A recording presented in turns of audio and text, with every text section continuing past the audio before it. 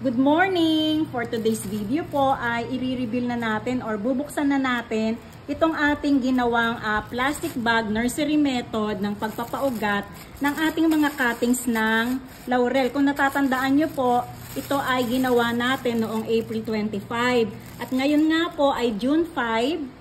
So, eksaktong 40 araw, which is yun naman po talaga ang recommendable ng number of days para makapagpaugat po tayo sa plastic bag nursery method. Ayan na po. Ayan na po. Tignan nyo. Suriin natin. Napakasariwa pa rin ang kanilang mga dahon. Meaning, talagang nag-survive po sila sa 40 araw na nakakulog sila sa plastic.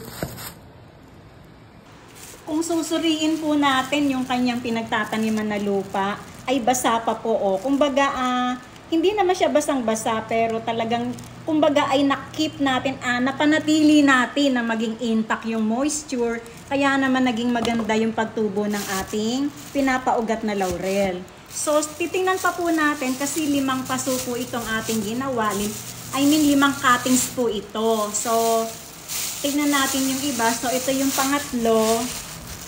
Kung susuriin natin po ay napakaganda pa rin at tinubuan na rin siya ng panibagong dahon. Ayan Gusto ko sanang tignan yung ugat nito.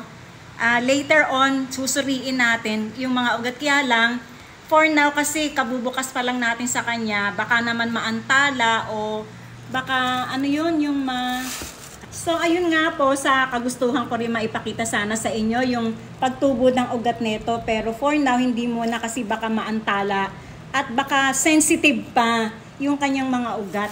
So dahil 40 days pa nga lang siya. Etong dalawa, maganda rin. Tignan nyo po, mas na-keep yung moisture dito kasi mas basang-basa pa rin yung lupa nito. At kung titignan natin, dalawa pala to. Nagsanga ba siya? Mas berding-berde pa yung mga dahon niya. Kumbaga, mas sariwang-sariwa itong pagkakakulog natin dito marahil ay mas maraming air tayong naipon dito at maganda ang pagkakabuhol ng plastic. So ito, hindi muna natin siya papaarawan sa mga dalawa o 3 linggo ay ilalagay ko muna po sila sa isang lugar na may bahagyang liwanag lamang para magpatuloy ang magandang pagtubo ng ating laurel. Pagkatapos po ng mga 1 buwan mga pangatlo hanggang 4 na linggo o 1 buwan ay unti-unti na po natin siyang i-introduce sa sikat ng araw para naman magtuloy-tuloy ang ganda ng kanilang pagtubo.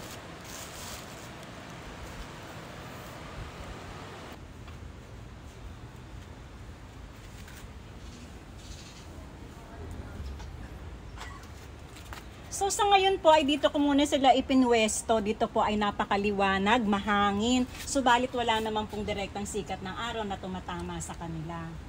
So napakadali lang po pala na magpaugat sa pamamagitan ng plastic bag nursery method. Maaari nyo rin po itong gawin sa iba pang uri ng halaman tulad ng rubber plant, ng bougainvillea, crotons at kung ano-ano pa. So, hantayin natin to. Mga after 2 weeks, ililipat ko na sila dito sa taas sa medyo naaarawan na bahagi. Ayan, para gumanda ang kanilang pagtubo.